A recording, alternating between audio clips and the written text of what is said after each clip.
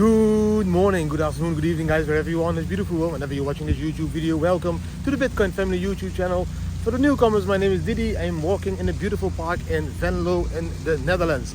I was like raised at this park, like the house that you can see all over there, like on the back over there, that is the house where I was raised. So I grew up at this park. That's why I wanted to make a video here at this beautiful place, because yesterday again I understood why I left the Netherlands many years ago. Maybe it's a little bit windy, sorry for that, guys, but yeah, it's a windy day. I forgot my mic, so maybe I need to record this one again later with mic, but I will try. Hometown Rene, yes, a little bit windy, sorry for that, guys. I just walked into a friend, so I need to talk to Rene. Guys, what I just yesterday experienced is one of the reasons why I left the Netherlands. Like, there's two things I'm going to talk about. I'm also going to talk about the Bitcoin price, but today I'm going to talk about the Bitcoin price at the end. So you need to watch all my babble before you get any price information. But yeah, that's your choice. You can also skip it, but don't skip it. Like, listen.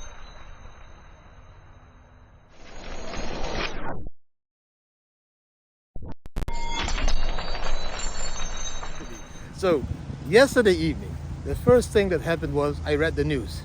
And then I read that the new Miss Universe Holland, it's not a woman, it's a transgender. It's a, we call in the Netherlands also omgeboden. Like it was a man, it's now a woman. She won the Dutch elections. So I have nothing against transgenders, but there was also a transgender Miss Universe election, and there also a Dutch woman won. So she should have participated there, in my honest opinion, because why would a man need to participate in a woman's competition? And second thing, she was ugly as fuck. I can't even believe that he, she, it, whatever you call it, won from all those other beautiful women in that same line. The other women were way more beautiful than this thing. Men, women, whatever, hashtag Didi, fuck off, I don't know what you want to say, I don't care. How can that happen? How can the Netherlands allow a transgender to participate in Miss Universe Netherlands for women? Like, there is a competition for transgenders. Participate there. Am I allowed tomorrow to participate in Miss Universe as well? Or in Miss Transgender? I'm ugly as fuck, but am I allowed to do this? Is like, I find it like offending to all the women in the Netherlands that now even a man can enter that competition and take over it. Like, it's like, what did women fight for, like, in history? Like, independency, women rights, all of that stuff. And now this man comes in there. Not only like in the Miss Universe, also swim competitions. The man, women in a swim competition for women. Or like bodybuilding competition. The man, women in a competition. Like even men going into women prisons while they rape something, but they identify as a woman, and now they're allowed to go into a women prison. Like, I am probably too old for all this shit or losing my mind, but this is not correct in my opinion. So that was the start of my after dinner discussion on the terrace in Venlo while this mowing machine is over passing by. But that was my first, like, why the fuck is the Netherlands doing this? What is happening? Why are they indoctrinating and brainwashing kids into finding this normal? Sorry for the noise, guys. The guy is harassing me. I identify now as being harassed by a mowing machine. Now, I'm walking in the park, but this guy is doing his job. Hashtag mowing machine. Oh my God. So, that was like the start. And then the second part happened in the Netherlands, here in Venlo. My daughters, all of them, with their friends, all 18-year-old friends, and my daughter is 16-year-old, and my youngest daughter, now Jess, is 13 years old. They wanted to go to the cinema. So I went with them to the cinema because the movie was rated 16 plus. And the girlfriends of my daughters told me, no, but they check your identity, so probably Jessica cannot cut in because it's a 16 plus movie. It wasn't a scary movie at all. But I went to the cinema and they asked her the identity. I said, told them I'm her dad. I'm her dad. I'm a father. I'm going to the movies with my daughter. She's 13. At home she also watches 16 plus movies. Probably on the internet she watches all kind of shitty, fucked up stuff that is 18 plus rated. Even E.T., for example, or Harry Potter is 16 plus, for example, I think. So I'm taking my daughter out to the movie. And this woman tells me in Dutch, we hebben de kijkwijzer. which means we have this rating system for age, a certain age can't watch certain movies.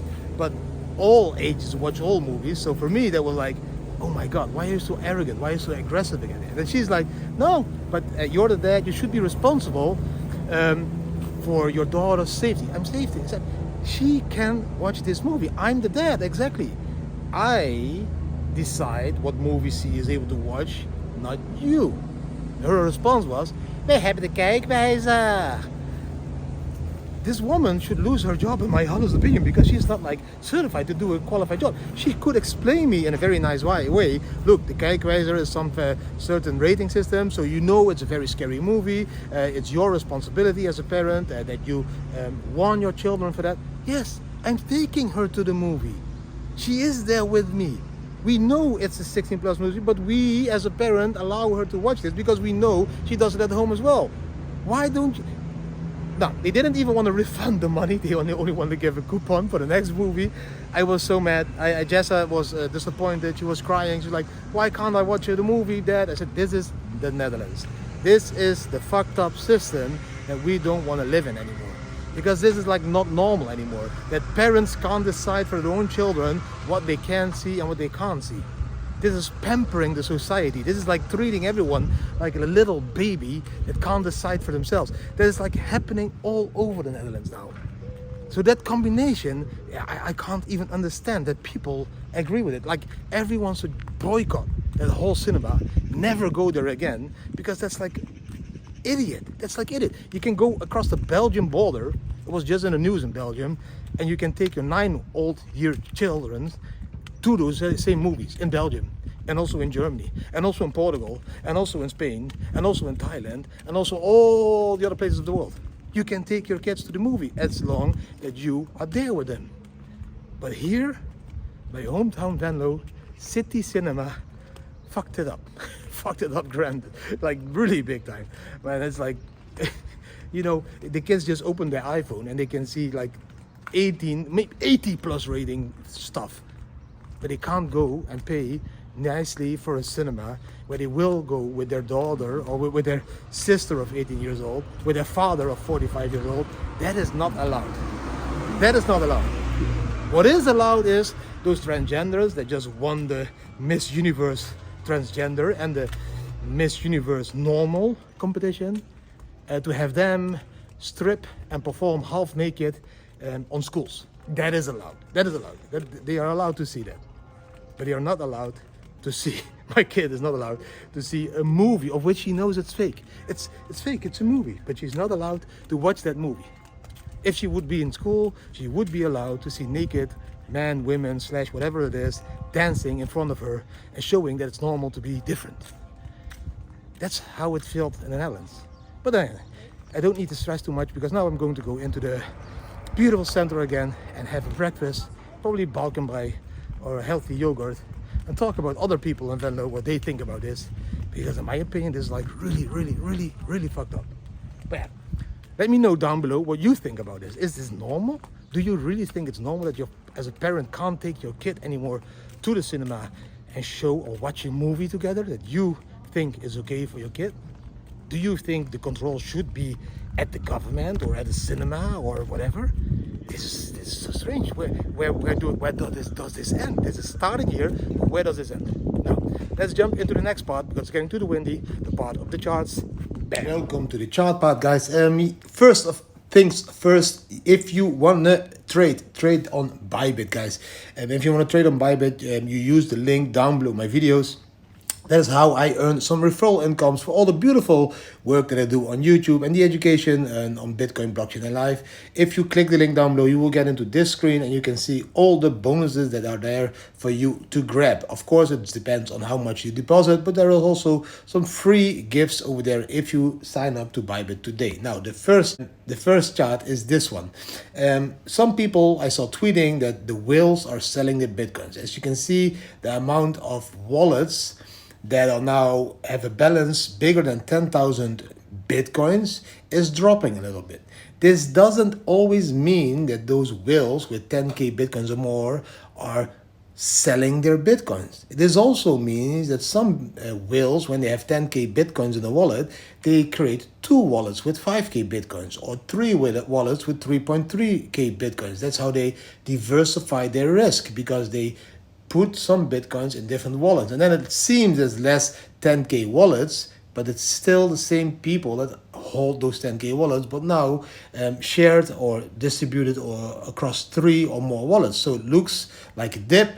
People start to freak out and they start to buy because people sell their bitcoins cheaply. That's how these people work. Now, next chart. This chart shows you that when you dollar cost average into bitcoins for 4 years, what kind of price you would have paid in the last 4 years. So if you would have started to buy in 2022, you need to keep buying to 2025. At the moment, if you buy a little bit Bitcoin every time the same amount on the Monday, so that's like the first Monday of the year, and then every Monday you buy the same amount of Bitcoin, like $10 worth of Bitcoin or $20 worth of Bitcoin, for example. In average, you would have paid $24,913 per Bitcoin at the moment if you started in 2022, which means you would already be in profit. The only people that are not completely in profit now is the one that started buying on the first Monday in 2021 all the way to 2024, because they in average paid $30,322 now. So yes, they are a little bit in loss, but almost break even. All the others, as you can see, buying in 2012 or 2020, and for 4 years, every Monday from the first Monday of the year, the same amount every Monday, you are in a shitload of profit. That is how dollar cost averaging in Bitcoin works. You buy a certain amount worth of Bitcoin every Monday or every Friday or every first Monday of the month if you want to do it monthly. There's many possibilities. Pause the video to analyze it a little bit more.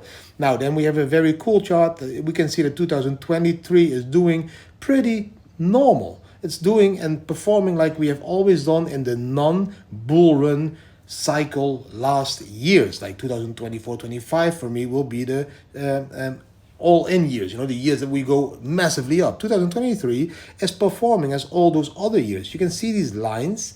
All of these lines are like climbing slowly. That's doing exactly what 2023 is doing as well. And you see a few lines like the first blue and the first green and the purple line on the right and the darkish blue in the top. These are the bull run years lines, like the 2017 bull run. Do you still remember that one, the darkish bluish one? That had a blow off top above 20k, so that was a climb of more than 400%, and that's why you get a different line. So you can see 4 of these different lines on the chart: light green, light blue, dark blue, and the purple one.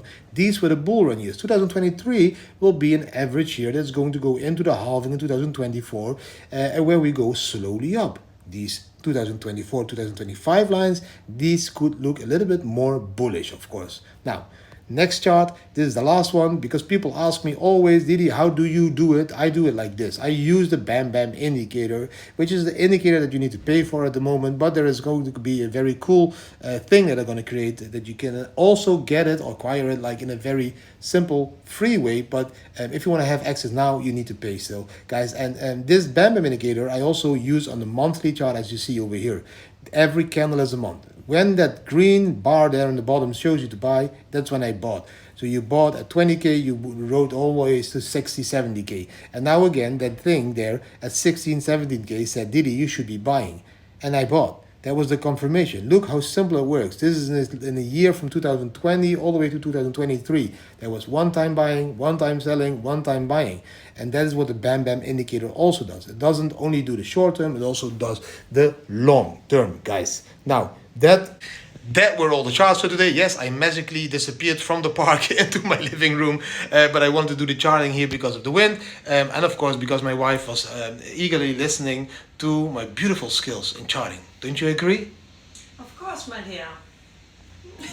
That was a little bit sarcastic, I think, but okay. That's why I love her beautiful legs and the rest of her, of course. Yeah, that was good save, good save. I'm going to go have breakfast with my beautiful wife, guys. I hope you really enjoyed this video again. Please always remember to zoom out in Bitcoin when it comes to the charts. Look at the bigger time frame and zoom in live. Try to enjoy every single minute of the day, even if it can be a little bit stressful now and then. And we also have our ups and downs, but we still try to enjoy the little things in life. Now, that is the breakfast with Balk and Brei, for example. that was everything. Hope you enjoyed it. If you did enjoy it, give it a thumbs up, share it with your friends and family, subscribe to the channel, hit the notification bell, leave a comment, and also tell me what do you think about my beautiful, beautiful wife. Come on.